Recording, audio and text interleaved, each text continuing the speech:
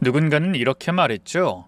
돈으로 행복을 살 수 없는 이유는 돈이 부족해서다 라고 말입니다. 우스갯소리라고 생각할 수 있긴 하지만 확실히 돈이 있다면 행복에는 한 걸음 더 가까워지는 건 그 누구도 부정할 수는 없을 거예요. 원하는 건 뭐든 손에 넣을 수 있고 통장에 얼마가 있는지 확인하지 않아도 되고 옷가게에서 가격표를 먼저 확인하지 않아도 되는 삶.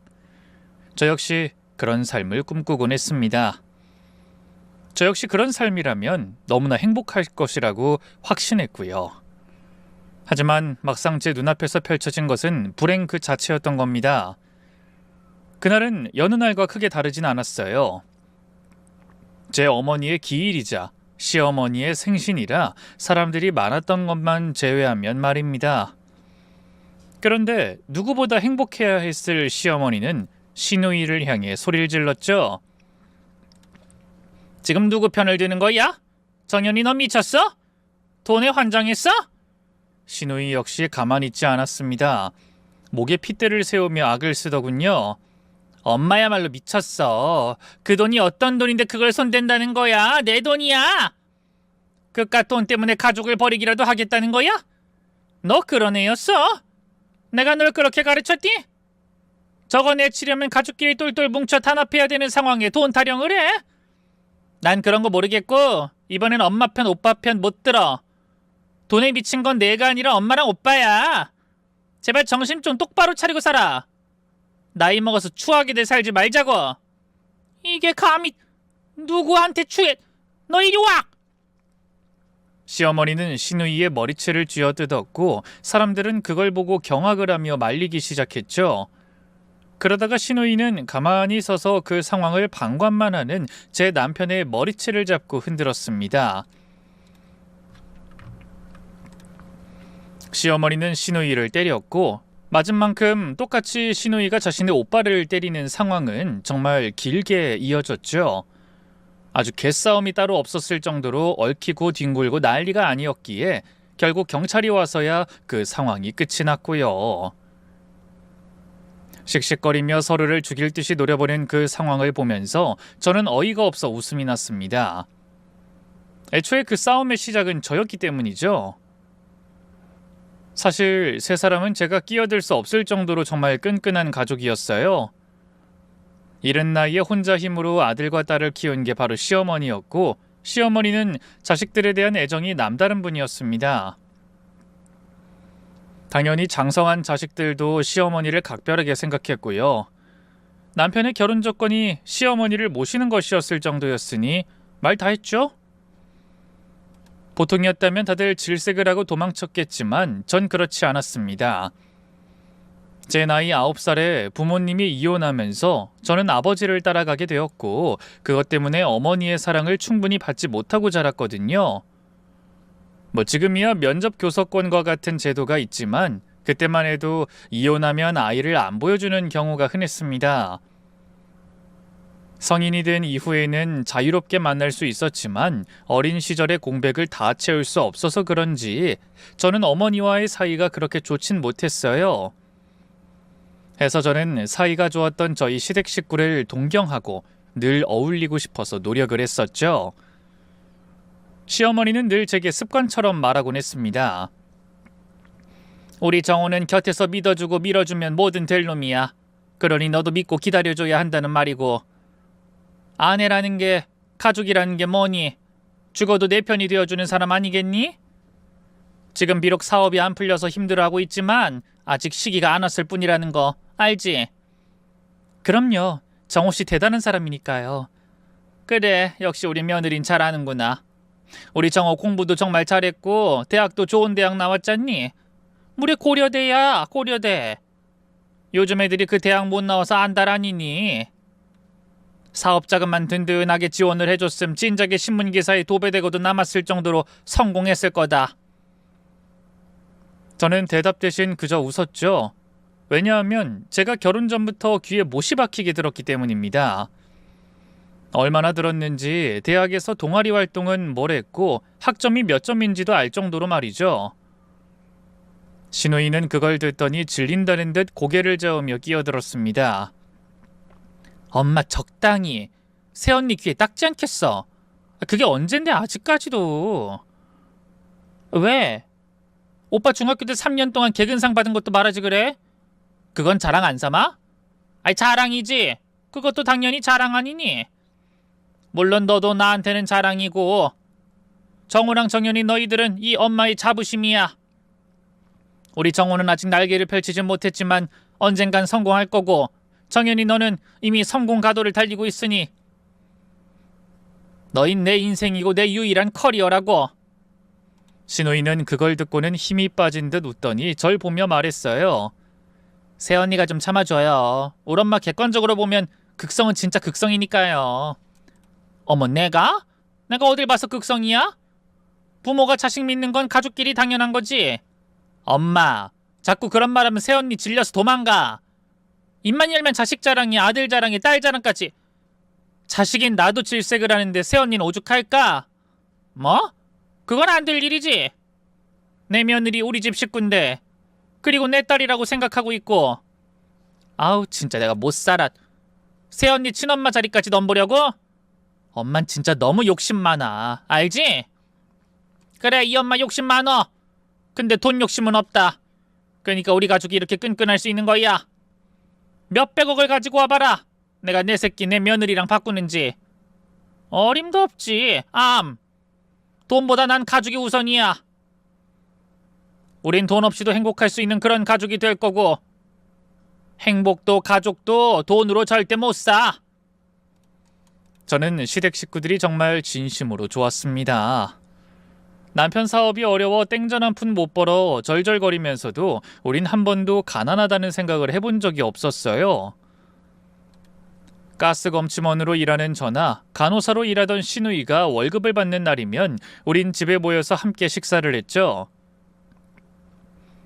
온 거실에 신문지 깔아놓고 삼겹살 사서 구워 먹는 게 전부였지만 행복했습니다. 그 가족에 소속돼 있다는 것만으로도 어린 시절의 외로움이 해소되는 그런 기분이었으니까요. 물론 마냥 좋은 일만 있었던 것은 아니었습니다. 시어머니의 사랑에는 엄연한 순위가 정해져 있었거든요. 바로 저의 남편이 1순위였죠. 시어머니는 실제로 남편에게 늘 존대를 하셨습니다. 안에서 가장으로 존중을 해줘야 밖에서도 무시를 당하지 않는다는 이유였고요. 아드님 오늘도 정말 고생 많았어요. 물 받아 놓을 테니까 얼른 들어가서 씻어요. 저녁 안 먹었다고 했죠? 찌개만 다시 파르르 끓이면 되니까 천천히 씻고 나와요. 제 남편의 속옷을 다림질까지 해서 준비하고 식사도 늘 제 남편이 앉으면 시작했습니다. 꽤 오래전부터 반복됐던 일이라 그런지 시누이도 딱히 불만이 없었고요. 막말로 똥만 안 닦아줬을 뿐이지 남편은 집안에서 왕대접을 받고 있었던 겁니다. 그렇다고 시누이나 저를 무시한 적도 없었기에 그저 좀 유난스럽다 정도로 가볍게 생각했네요. 근데 하루는 남편은 퇴근과 동시에 불만 어린 표정으로 시어머니에게 징징거렸죠. 엄마, 나 그냥 사업 접을까? 아니 그게 무슨 말이에요 아드님? 무슨 일 있어요? 힘들어 죽겠는데 돈 나올 구석은 없고 진짜 이러다 빚만 잔뜩 지는 건 아닌지 모르겠어. 머리가 너무 아파. 사업도 미천장사고 시간 싸움인데 돈 없이 무슨 싸움을 제대로 해보겠어. 백날 스파링 연습만 하면 뭐해. 링에 올라가야 주먹이라도 휘둘러 볼 거 아니냐고. 머리가 아파요? 아휴 우리 아드님 너무 걱정 말아요. 돈은 어떻게든 마련해 볼게요. 알았죠? 진짜? 엄마 나 믿는다? 나 진짜 엄마 없었으면 이렇게 못 버텼을 거야. 알지? 알죠 우리 아드님. 걱정 말고 얼른 들어가요. 물 식으면 감기 걸려요. 정말 아무 걱정하지 말라는 듯 남편을 안정시킨 시어머니는 그 책임을 모두와 나누려고 하셨습니다. 당연히 그 대상은 저와 시누이였고요. 시어머니는 가장 먼저 제게 물으셨죠. 너 어디서 목돈 좀 융통 못 해오겠니? 요새 아드님이 도통 기운이 없잖아. 저러다 정말 우울증 같은 병이라도 걸릴까봐 난 너무 무섭다. 너 일하는 곳에서 갑을 같은 건 못 받아? 그건 불가능할 것 같은데. 아무래도 제가 계약직이기도 하고 그럼 대출은? 대출은 받을 수 있지 않니?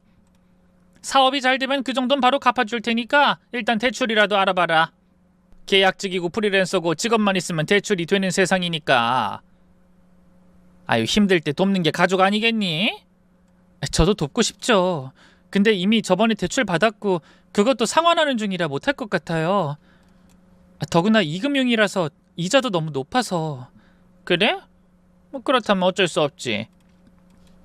시어머니는 깊게 한숨을 쉬고는 시누이를 보며 다시 말했습니다. 그럼 넌? 쟤는 계약직이라서 못하더라도 넌 가능하잖아. 간호사 연봉도 높잖아. 너희 오빠 저러다 정말 큰일 날까봐 그래. 엄마가 대신 모아주는 내 적금에서 좀 빼서 쓰거나 해. 대신 너무 많이는 안 될 것 같고 2천 정도까진 빌려준다고 오빠한테 말하고. 물론 이번엔 꼭 갚으라고도 말해. 안 돼. 너 월급은 적금이랑 채권에 묶어둬서 못 건드리지. 그게 어떤 돈인데. 더구나 자꾸 깨버릇하면 돈 못 모아. 몰라서 그래? 네가 피같이 모은 돈인데 그걸 어떻게 건드려? 너 시집 갈 때 엄마가 다 줄 거라고 모은 그 돈, 엄만 그것만은 건드리기 싫어. 그럼 어떡해? 당장 다른 방법이 없잖아. 뭐 별 수 있어? 괜찮어. 우린 위기 앞에서 더 단단하게 뭉치는 그런 가족이니까. 서로 어려울 때 돕고 함께 이겨내는 그런 가족. 우리 좀 더 아껴보자. 엄마가 돈은 어디서든 융통해 볼 테니까 나만 믿어. 우리 가족은 실제로 어려울 때마다 더 단합이 잘 됐습니다. 모두가 허리띠를 졸라매며 아꼈고 또 그 상황을 이겨내려고 애썼으니까요. 하지만 얼마 안 가서 남편은 사업을 접게 됐고 우리 가족에게는 더 없는 위기가 찾아왔죠. 그것도 제 임신과 동시에 말입니다. 하필 저는 임신 초기에 출혈, 복통 등이 발생하면서 유산 위험이 있는 상태인 절박 유산 증상이 있었어요. 그래서 일을 할 수 없게 되면서 그나마 유지되던 것들이 무너지게 된 겁니다. 저는 당시에 계약직으로 일하고 있던 가스검침원 일을 그만두게 되었고 남편은 사업 실패와 더불어 빚에 허덕였죠. 당연히 시누이 혼자서 그걸 다 감당하긴 버거웠고요. 그래서 그때 저는 저희 어머니에게 처음으로 손을 벌렸습니다. 아무래도 오랜 시간 떨어져 있던 어머니였기에 제게는 무척 어려운 일이었는데 저희 어머니는 오히려 기다렸다는 듯 제게 돈을 쥐어주셨죠. 이거 받아. 얼마 되진 않지만 급한 불은 일단 꺼야 하지 않겠니? 미안해요. 용돈을 드릴 나이에 돈을 빌리러 와서. 아니야, 엄마는 오히려 좋아. 너 어릴 때 한 번을 제대로 돌봐주지 못해서 평생 이 가슴에 한이 맺혀 있었거든. 그럼 안 된다는 거 알면서도 내 도움이 필요한 상황이라 엄마는 오히려 기뻤어. 부담 가지지 말고 안 갚아도 되니까 필요하면 언제든 말해. 응? 아니에요. 꼭 갚을게요. 그거 말고 난 다른 걸로 다오. 다른 거요? 그래. 엄마 보러 자주 좀 와. 멀리 사는 것도 아닌데 한 달에 한 번만이라도. 그때 어머니에게 정말 미안했습니다. 그간 연락은 간간히 하고 있었지만 그때도 안부를 묻는 정도가 전부였거든요. 명절이나 생신 때만 잠깐 얼굴을 보는 정도가 전부였고 그마저도 몇 시간 머물지 않았죠. 뭐 딱히 이유는 없었습니다만 그저 어색하고 불편한 게 싫었기 때문이었습니다. 너무 오랜 시간 떨어져 있어서 엄마라는 느낌도 나지 않았고요. 그런데 정작 제가 힘들 때 기꺼이 손을 내밀어 주니 그때 아차 싶었던 겁니다. 남편의 가족들 사이에 끼려고 무던하게 노력했고 그곳에서 소속감을 느끼려고 했지만 막상 제게도 진짜 가족이 있다는 걸 뒤늦게 깨닫게 된 거였죠. 그래서 그때부터는 저희 어머니에게 신경을 좀 더 쓰게 되었습니다. 당연히 시어머니도 저희 어머니를 만나러 가는 것은 반기셨고요. 사돈한테 이것 좀 전해드려. 내가 반찬을 좀 만들었거든? 이건 사골 얼린 건데 한 팩씩 녹여 드시라고 하고 또 이건 겉절이 담은 거니까 바로 가서 먹고. 그리고 과일도 좀 가져가. 하나 먹어보니 너무 달더라고. 밥 먹고 깎아서 같이 먹고 그래. 그래도 과일은 어머님 드시는 게 좋을 것 같은데. 아니야. 혼자 살면 과일 이런 거 잘 안 사 먹게 된다. 내가 혼자 애들 키워봤으니 누구보다 잘 알지. 돈 좀 아낄 때 가장 먼저 끊는 게 과일이더라고. 그러니 더더욱 가져가. 내가 당장에 해드릴 건 없고 고마워서 그래. 아니, 사돈 아니었으면 우리가 숨을 쉬고 살았겠어? 꼭 가져가서 내가 너무 고마워한다는 말도 전하고, 알았지? 네, 어머님. 정말 감사합니다. 그래. 그리고 이왕 가는 거 좀 푹 쉬어도 된다. 겨우 한 달 한 번 가는 것도 너무 심하지. 엎어지면 코 닿을 거리에 살면서. 너 그럼 나중에 후회해. 알았니? 시어머니의 배려 덕분에 저는 그 이후로 어머니와 굉장히 가까워졌습니다. 임신 중이라 어디 멀리 나가진 못해도 집 주변의 공원도 함께 돌고 차도 한잔 마시며 이야기를 나눌 정도로 발전을 했죠.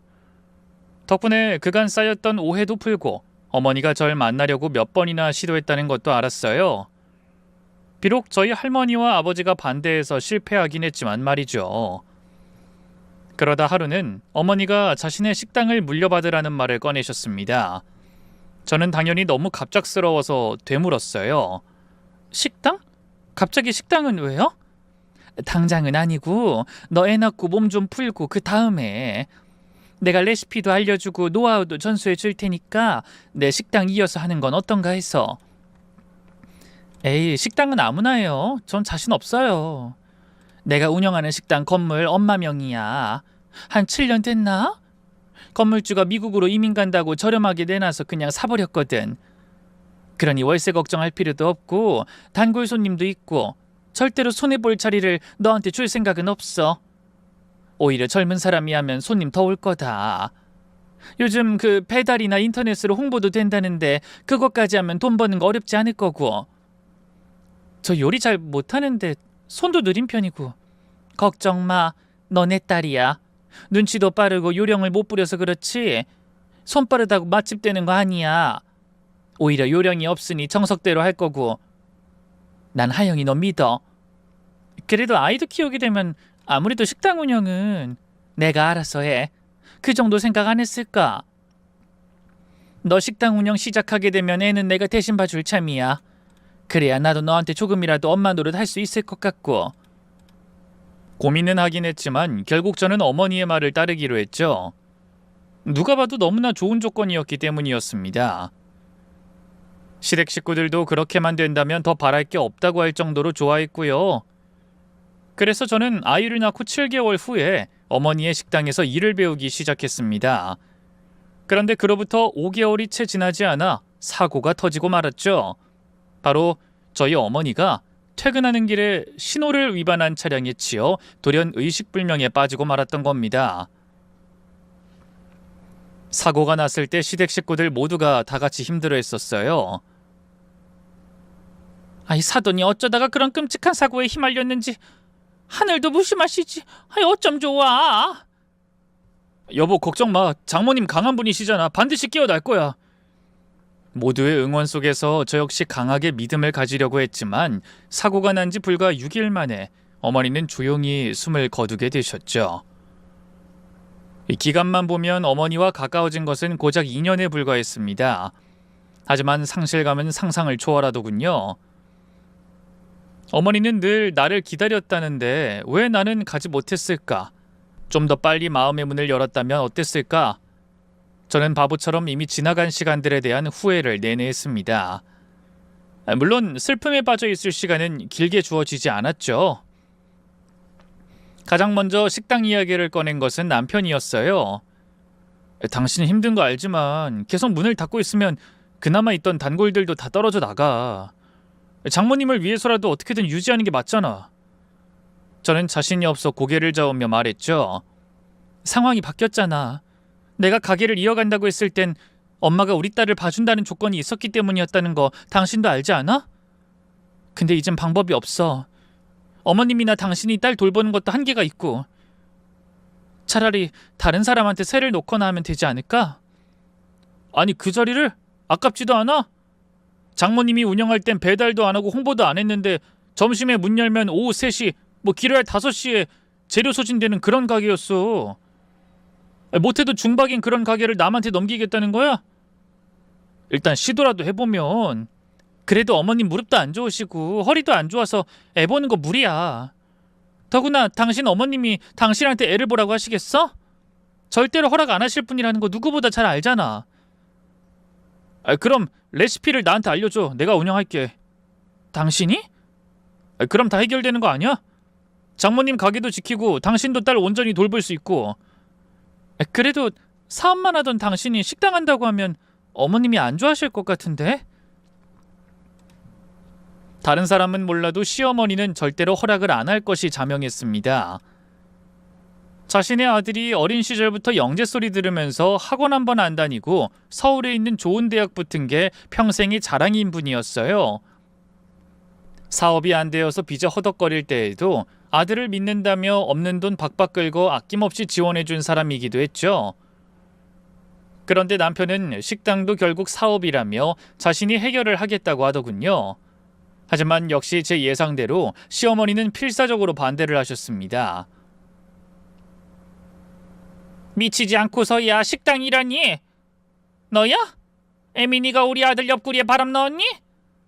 절대 그런 거 아니고요. 그 사람이 해보고 싶다고 했어요. 정말이에요. 내가 너한테 많은 거 바란 적 있어? 그저 내 아들 기죽이지 말고 하늘처럼 떠받들어줘라. 그래야 남자가 바뀌어서도 기펴고 산다는 말만 했다. 비록 내 아들이 남들처럼 성공해서 너한테 돈다발은 못 안겨줬지만 그만큼 나도 너한테 잘했고. 내 말이 틀리니? 남들 고부 갈등이다 뭐다 할 때 나 너한테 잔소리 한 번 안 했고 친정 들락거리는 것도 박수치며 반겼어. 알죠. 어머님 저한테 잘해주신 거 저도 알아요. 제가 왜 모르겠어요. 근데 번듯한 명함 없으면 곁눈질로도 안 보던 내 아들이 왜 식당을 하겠다고 나서? 네가 뒤에서 돈 벌어오라고 바가지 긁어서 그렇게 된 거 아니냐고? 나 이 꼴 보려고 그간 참았던 거 아니다. 내 아들 겨우 식당 사장 시키려고 이를 악물고 키운 것도 아니고. 어머님, 저도 그 사람한테 하지 말라고 했어요. 믿어주세요. 바가지 긁은 적도 없고요. 그래, 차라리 그럼 가게 팔자. 그 가게 때문에 내 아들이 그런 건 팔면 그만 아니니? 팔아서 내 아들 사업 자금으로 만들면 얘가 별 수 있겠어? 그건 안 돼요. 저희 어머니가 평생 운영해온 가게라 제게도 소중해요. 아이 그럼 놔둬라. 내 아들이 식당 사장하는 꼴 보라는 거야? 죄송해요. 하지만 식당을 파는 것만은... 그때 시어머니의 눈빛은 저를 잡아먹을 것만 같았습니다. 그리고 그때부터 급격하게 저와 시어머니의 사이는 나빠지기 시작했어요. 더구나 자식 이기는 부모는 없다고 결국 남편은 제게 요리를 배워 그 식당 운영을 하기 시작했고요. 다행히 식당은 남편 말처럼 중박은 쳤습니다. 기존의 단골 고객들이 발길이 끊이지 않았기에 단 한 번도 손해를 본 적이 없었거든요. 여기에 더해 남편이 좀 더 젊은 감각으로 식당을 운영하겠다며 시누이에게 돈을 빌려 가게의 인테리어까지 했던 겁니다. 그리고 돈을 들여 홍보하고 배달까지 욕심을 냈죠. 그러더니 불과 6개월 만에 그야말로 대박을 치게 된 겁니다. 그게 어느 정도였냐면 하루 매출을 정산할 때 가족들 모두가 달려들어서 해야 겨우 끝낼 정도였으니까요. 헌데 그런 상황이 얼마간 지속되니 집안의 분위기는 완전히 변하고 말았습니다. 그나마 중립을 유지하는 척이라도 했던 시어머니가 완전히 남편을 끼고 돌기 시작했기 때문이었죠. 우리 아드님, 역시 난 우리 아드님이 해낼 줄 알았어요. 그 별 볼 일 없던 가게를 이렇게 잘 이끌어서 성공을 하다니 우리 아드님 최고예요. 정말 멋져요 아드님. 그러자 남편은 거들먹거리며 이렇게 대꾸했어요. 내가 한다면 한다니까. 내가 누구야? 엄마한테 자랑스러운 아들이잖아. 이번에 어디 방송국에서 맛집 소개하자면서 명함까지 주고 갔다니까. 너무 바빠서 좀 뒤로 미루긴 했는데 내가 그 정도야. 분점도 되고 앞으로 돈 받고 레시피도 팔고 그러면 이게 사업이 되는 거라고. 아우 역시 우리 아드님이 최고네요. 난 아드님 믿었어요. 우리 아드님 정말 고생 많았어요. 이때 시큰둥하게 있던 시누이가 끼어들어 장난스럽게 말했습니다.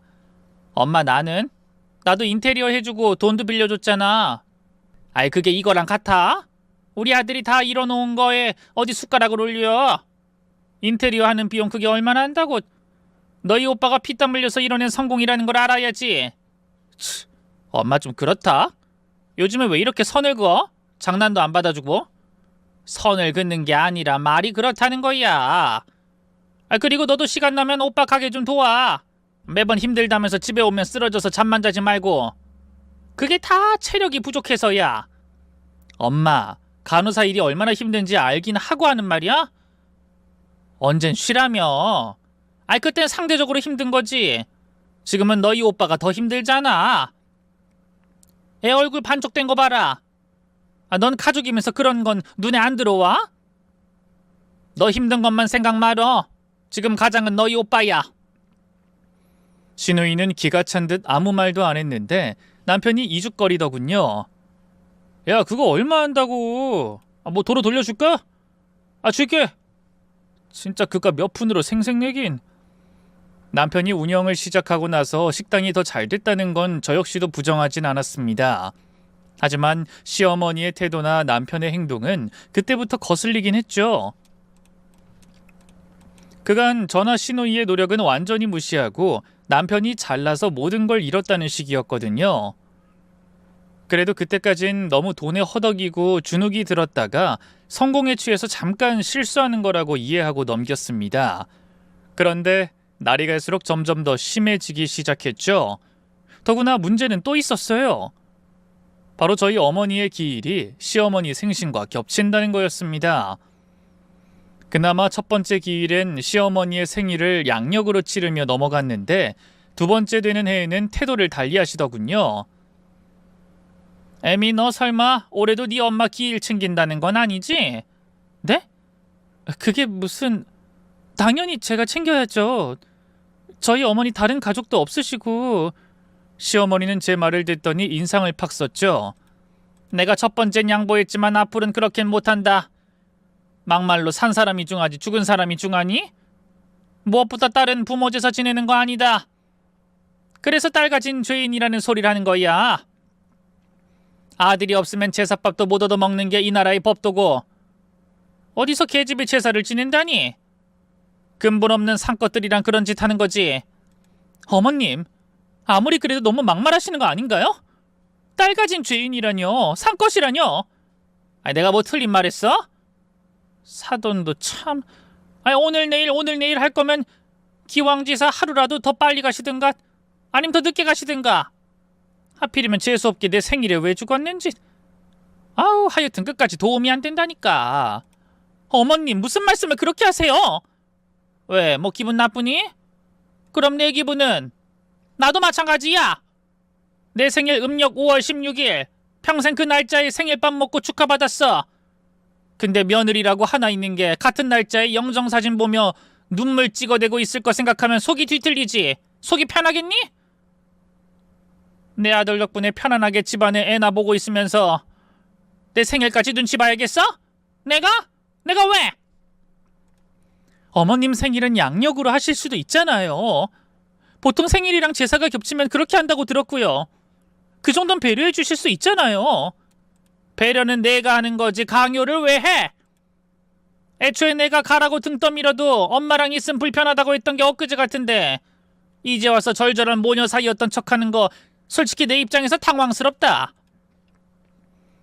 내가 봤을 때 그냥 내 생일상 차리기 싫어서 친정으로 도피하는 것 같아. 그 친정집도 그래. 친모가 죽은 지 2년 됐으면 진작에 정리를 했었어야지. 어머님! 됐고! 이번엔 내 생일이 먼저야. 생일상 제대로 차려. 사람들 초대할 거니까. 알았니? 정 가고 싶으면 내 생일 다 끝나고 끝난 뒤에 구슬하든 제사를 지내든 하라 이거다. 저는 답답한 마음에 그 이야기를 남편에게 했습니다. 적어도 저희 어머니가 생전에 남편의 빚도 갚아줬고 심지어 어머니가 물려준 식당을 하는 남편은 제 편을 들어줄 거라고 생각했으니까요. 그런데 시어머니와 한치도 다르지 않았죠. 우리 엄마 말이 틀린 것도 아니잖아. 산 사람이 우선 아니야? 제사야 밤늦게 해도 되는 거고 우리 엄마 먼저 챙기고 그 다음에 해도 충분하지 않아? 여보, 그래도 제사 음식 준비하는 게 보통 시간으로 가능한 줄 알아? 그럼 2배로 열심히 하면 되잖아. 전날 새벽에 짬내서 미리 전하고 음식하고 나물하고 겸사겸사 생일상도 준비하면 끝. 그게 별거야? 제발 우리 이런 걸로 언성 높이지 말자. 솔직히 당신 나 덕에 집에서 놀고 먹는 건 사실 아니야. 지금 나더러 놀고 먹는다는 거야? 애 보고 청소하고 어머님 식사에 빨래 할 게 얼마나 많은지 알긴 알아? 더구나 틈나면 당신 식당까지 나가서 거들었어. 거의 하루도 안 빼고. 그건 당연한 거지. 그럼 가정주부가 그 정도도 안 해? 그래도 어쨌든 내 덕에 먹고 사는 건 사실 아니야? 그럼 감사한 줄 알고 내가 집에 오면 징징거리지 말아야지. 우리 엄마 하는 것 좀 보고 배워. 남편은 존중하고 하늘처럼 떠받들고 그 정도는 해야 내가 돈 버는 맛이라도 있지. 당신 자꾸 이딴 식으로 하면 나 이혼까지 생각할 거야. 알았어? 여보, 진짜 해도 너무한 거 아니야? 고작 이런 일로 이혼을 운운하는 거야? 못할 게 뭐가 있어. 집안에서 설렁설렁 애나 보면서 남편 알길 뭐같이 알면 할 수도 있는 거지. 그거 이혼 사유 충분해.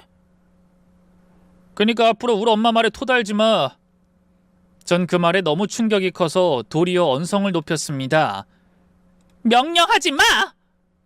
요즘 세상에 어느 땐데 남편을 하늘처럼 떠받들라는 말을 할 수가 있어? 우린 동등해. 적어도 가족은 그런 거잖아. 돈 벌어오니 고마워해야 한다고? 그럼 당신은? 사업 안 돼서 한 푼 못 벌어올 땐 기억도 못해? 장작 7년 동안 그 상태였는데. 기가 차네. 그거랑 지금이랑 상황이 같아? 당신 가스 검침은 그 하청업체에서 계약직으로 일하면서 얼마를 벌어왔는데 그마저도 애 생기면서 그만두고 탱자탱자 놀았으면서 난 돈 번 건 몇 년 되진 않았지만 당신이 번 만큼 아니 그 이상 벌고 있어. 그니까 동일선상에 놓지 마.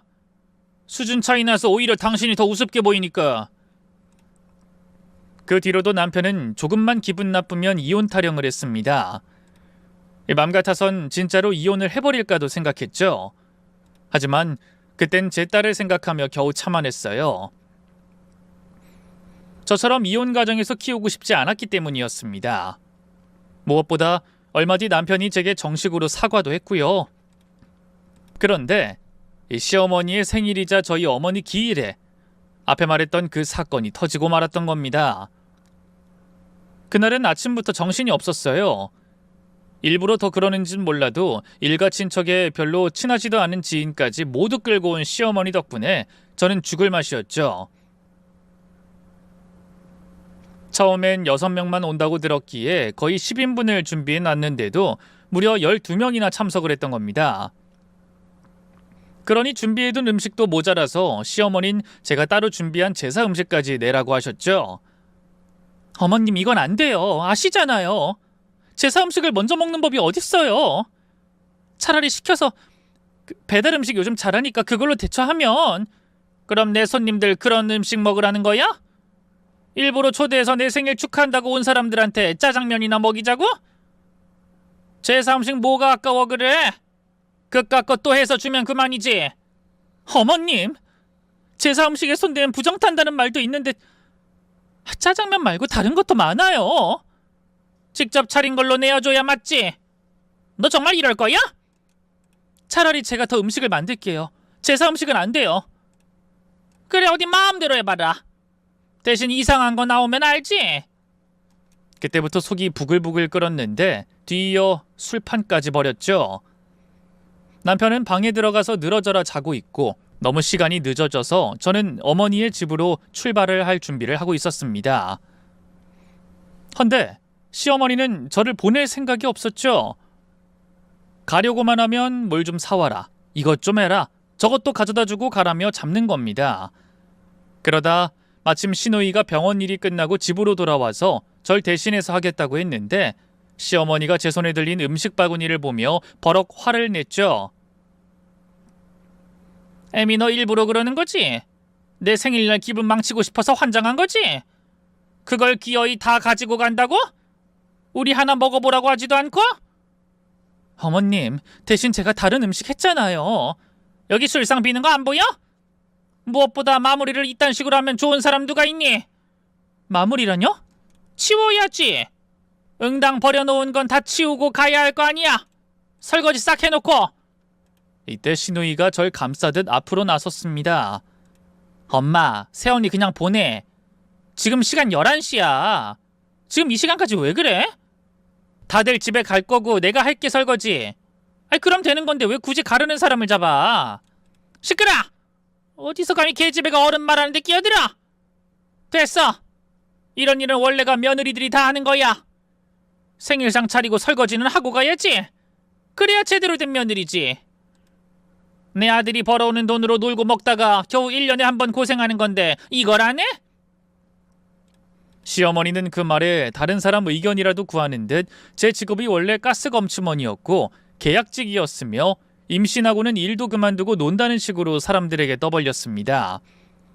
그리고 자연스럽게 아들 자랑을 늘어놨죠. 영재였고 좋은 대학 나왔고 사업 운영하다가 식당을 어쩔 수 없이 맡게 되었는데 대박을 냈다는 시기였습니다. 제 어머니의 식당이니 사업이 망해서 선택했다는 건 쏙 빼고 말이죠. 전 그 말을 듣다가 짐을 바로 챙겼습니다.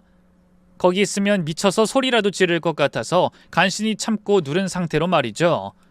그런데 제 뒤에 대고 시어머니가 이렇게 말했습니다. 너 지금 네 엄마 기일 챙기러 나가는 순간 내 아들이랑 이혼이야. 알았니?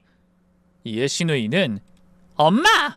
하면서 경악을 했고 전 그 자리에서 멈췄죠. 그때는 도저히 참을 수가 없었습니다. 이성의 끈이 툭 끊어졌죠. 그래서 저는 짐을 그 자리에 두고 다시 부엌으로 들어갔어요. 그리고 속으로 어머니에게 죄송하다고 짧게 기도하고 제가 새벽 내내 준비한 음식을 식탁 위에 정성스럽게 놓기 시작했습니다. 그걸 본 시어머니는 희미하게 웃었죠. 다른 사람들은 제사 음식이라는 걸 알고 가시방석에 앉은 것처럼 불편한 기색이 만연했음에도 시어머니는 눈치를 채지 못하고 계셨습니다. 홍동백서, 조유리시 어느 하나 틀리지도 않고 다 놓았고 그 다음 저는 아주 빠르게 식탁에 앉은 시어머니를 향해서 세배 절했죠. 그곳에 모인 사람들은 당연히 경악했고 시어머니는 거의 비명을 질렀습니다. 너 인연이 진짜 미친 거야? 지금 산 사람한테 세 번을 절해? 돌았구나.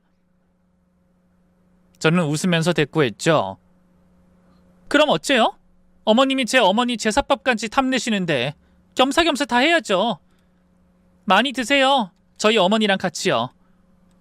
제 말과 동시에 시어머니는 제 뺨을 때리셨고 집이 떠나갈 듯 소리를 질러 방에서 자고 있던 남편을 깨웠습니다. 부스스한 상태로 나와 상황을 대충 보더니 물었죠. 엄마, 이 사람 때렸어? 왜 그랬어? 아드님, 그야 때릴만 해서 때렸어요. 이혼해요. 아드님 이혼하고 싶다고 노래 불렀잖아요. 결혼 10년이면 재산 분할 반반 된다고 저번에 말했잖아요. 이참에 갈아치우자고요. 저것이 지 엄마 길 좀 못 가게 했다고 나한테 3배를 했어요. 3배를. 저는 호랑이가 물어갈련. 이 말에 남편은 제 눈치를 살피며 시어머니에게 필사적으로 깜빡거리며 눈짓을 했습니다. 뭐라고 하는 거예요?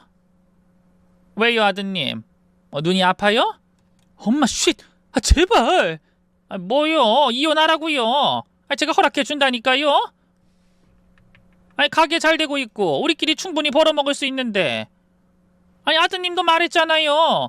저한테 못하는 아내는 버릴 수 있다고요. 남편은 이내 답답했는지 결국 눈짓으로 전달하는 걸 포기하고 작게 말했죠. 내가 변호사 알아봤는데 아니래. 그러니까 이혼 소리 하지 마. 하지만 눈치 없는 시어머니는 오히려 더 크게 물었습니다. 재산 분할 반반이 아니라고요? 왜? 저 같은데 식당 넘어갔으면 그것도 대상이죠. 아니라고. 변호사가 그건 증여재산이라서 분할 사항이 아니라고. 그니까 입 좀. 그제서야 시어머니는 입을 다물었는데 저는 그들의 행동을 보고 오만정이 떨어지고 말았습니다.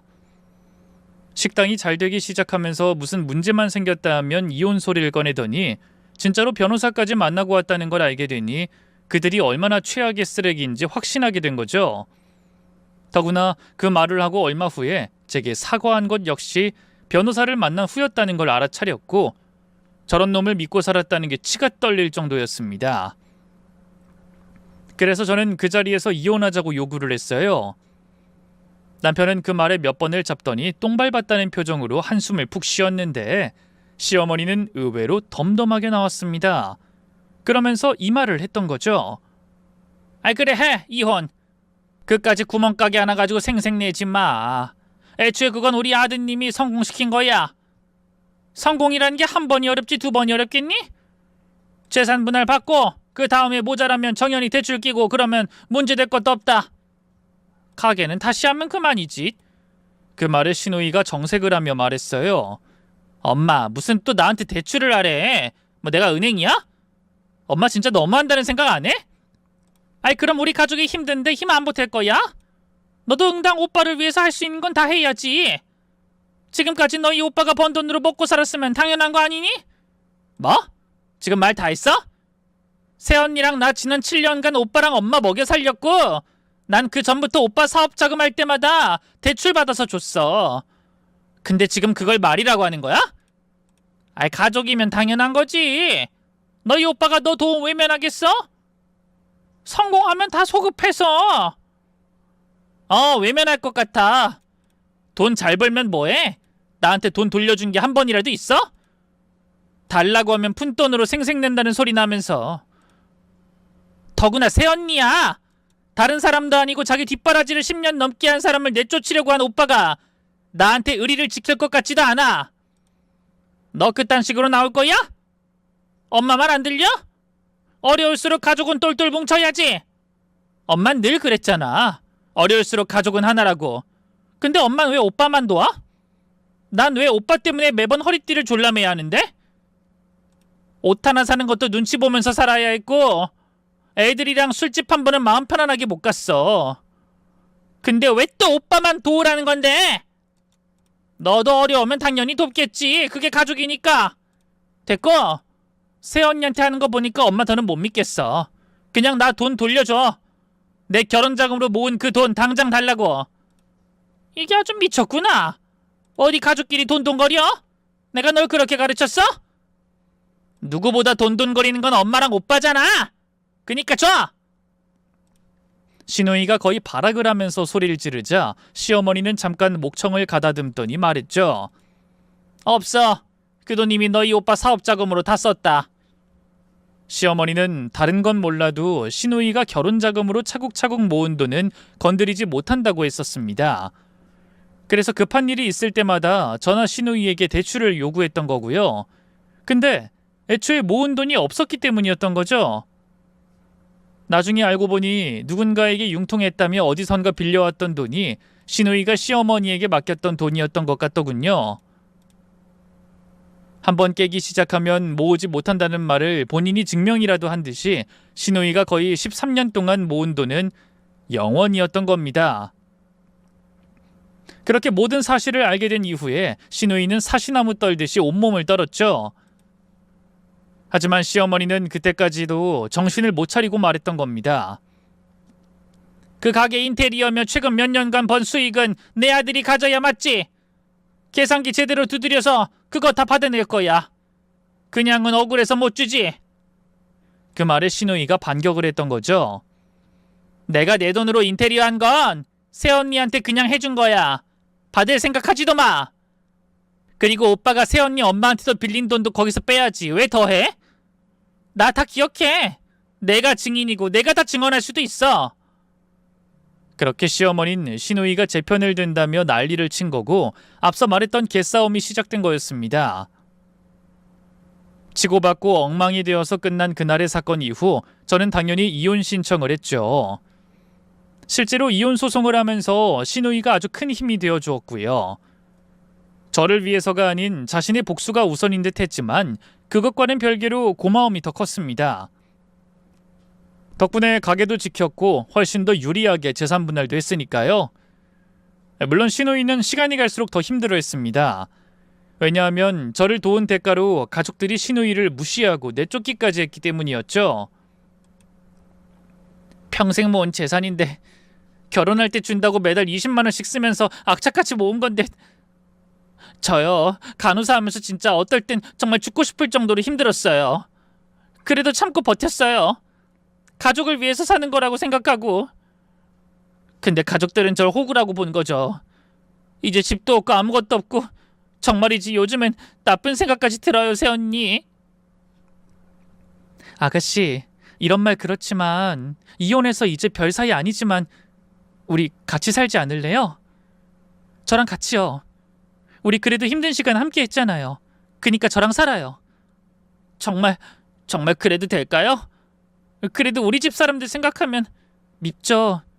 그래도 힘들 때 손 내밀어 주는 게 가족이래요. 저희 엄마가 그랬어요. 저 아가씨랑 가족이 되고 싶어요. 적어도 아가씨 시집 갈 때까진, 아니, 시집 가서도 가족이 되어 줄게요. 물론 원한다면요. 새언니? 아니, 이젠 언니라고 불러도 될까요? 그럼요. 우린 가족인데. 정말 너무 고마워요, 언니. 그날부터 저는 시누이 그리고 저희 딸과 함께 셋이서 저희 친정집에서 살기 시작했습니다. 어머니 돌아가시고 빈집으로 뒀기에 손이 좀 가긴 했지만 꾸며놓으니 몰라보게 바뀌었죠. 거기에 더해서 저는 어머니의 식당도 운영하기 시작했어요. 우습게도 그 무렵에 남편이 가까운 거리에 똑같은 가게를 내었고 상호에는 원조라는 표시까지 썼던 겁니다. 듣기로는 돈이 모자라 대출이란 대출은 다 긁어서 차린 거라고 하더군요. 하지만 얼마 가지 못해 그 가게는 쫄딱 망하고 말았죠. 저희 어머니가 운영했을 때부터 단골이었던 분들은 당연히 저희 가게를 찾았고 남편은 제가 알려준 그대로의 레시피가 시간이 오래 걸린다는 이유로 잔꾀를 부린 모양이었습니다. 맛이 변한 것은 물론이고 무엇보다 그 원조라는 말이 사람들을 자극했다고 하더군요. 저희 집 단골 손님 중 하나는 남편의 가게에서 이렇게 따졌다고 했죠. 내가 저쪽 가게 20년 단골인데 원조? 이봐요. 요즘 인터넷이 얼마나 빠른데 이런 되도 않는 상소를 써요. 더구나 메뉴 하나 안 바꾸고 뻔뻔하게. 우리 상도덕 좀 지킵시다. 당연히 남편은 목에 핏대 세우며 자신의 가게가 원조가 맞다고 우겼다고 하더군요. 그러다가 결국 큰 싸움까지 났다고 했죠. 헌데 그것 때문에 소문은 빠르게 번졌고 오히려 우리 집으로 손님들이 들끓기 시작했습니다. 반면 수백 들여서 홍보하고 배달까지 하던 남편의 가게에는 발길이 서서히 끊겼고요.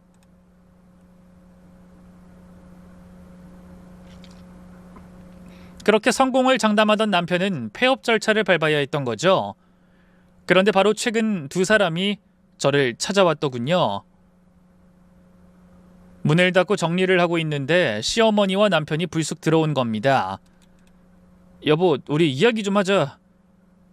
내가 진짜 잘못했어. 그땐 내가 성공에 눈이 멀었고 그간 자존심이 너무 상해서 그래서 당신한테 함부로 했던 것 같아. 다시 생각하니까 잘못했다는 거 확실히 깨달았고 우리 딸을 위해서라도 우리 다시 잘해볼 수 없을까? 뭐? 이혼할 때 딸은 안중에도 없고 그저 돈돈거리더니 이제 와서? 시어머니도 뒤이어 제게 고개를 숙였죠. 애미야, 내가 미쳤다. 늙으면 빨리 죽어야 하는데 살아서 노망이 난 거야. 너 없으니 그 빈자리를 처절하게 깨달았어. 내 딸도 보고 싶고. 우리 불쌍하고 가엾게 봐서라도 한 번만 봐줄 수 없겠니? 솔직히 말하면 우리 갈 곳도 없어. 월세 전전하며 살고 있거든. 솔직히 우리 좋았잖아. 내가 너한테 얼마나 잘하려고 했는데. 과거를 생각해서 이번만 눈 감아주면. 싫어요. 저희는 이미 가족이 아닌데 왜 여기서 이러세요? 애미야. 저희 어머니한테 딸 가진 죄인이라 그러셨고 저한텐 상것이라고 그러셨죠? 이것만 명심하세요. 전 상것이지만 우리 죄 많은 엄마를 위해서 상다리가 부러져라 제사상 차릴 거예요. 그러니 어머닌 잘난 아들한테 생일상 받으며 사세요. 매년 음력 5월 16일마다요. 남편은 제 손목을 잡으며 애원하듯 말했습니다. 여보, 난 잘못 없잖아. 그날 일은 다 엄마가 그런 거잖아. 당신도 정신 차려. 당신 나이 이제 40대보다 50대에 더 가까워. 언제까지 영재소리하고 대학 좋은 곳 나왔다고 자랑질할 거야? 하늘같이 모셔주는 어머니 위에 있으니 본인이 정말 대단한 뭐라도 되는 줄 알았니? 똥 닦는 것 빼면 혼자 아무것도 못하는 주제. 여보, 그때 일은 실수였어. 그리고 나도 반성 많이 했고. 돈 때문에 우리가 순간 미쳤던 거 인정한다고. 그래도 그걸 한때 치키고 실수잖아. 한 번은 봐줘야지. 술을 마셔서 실수하는 게 아니라 술로 인해서 본성이 드러나는 거야. 돈도 마찬가지고. 돈 때문에 당신이 그따위 인간이 된 게 아니라 돈으로 인해서 당신이 어떤 인간인지 알게 된 거라고. 그러니까 더는 구질구질하게 나 찾아오지 마. 한 번 더 찾아오면 진짜 제사상 차려서 또다시 삼배해 줄 테니까. 두 사람은 그 이후에 몇 번을 더 찾아와 울고불고 빌었지만 전 받아주지 않았습니다. 가난해도 행복할 수 있다면서 끝끝내 우릴 불행으로 몰아넣은 사람들을 받아줄 정도로 전 착하지 않거든요. 술은 사람의 진심을 끌어내고 돈은 그 욕망을 드러낸다고 하죠. 저는 앞으로 시간이 더 흘러도 그 욕망 앞에서 무너진 관계를 다시 세울 생각이 없어요. 그러니 진짜 가족이라면 가장 먼저 지켜야 할 게 돈이 아니라 마음이라는 걸 이 사연을 듣는 여러분은 꼭 기억해 주셨으면 해요. 제 이야기는 여기까지입니다. 모두 끝까지 함께해 주셔서 감사하고요.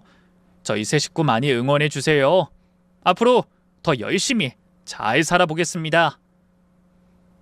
끝으로 다른 분들에게 이 가족이란 단어가 누군가에겐 상처가 아니라 위로가 되길 바랍니다.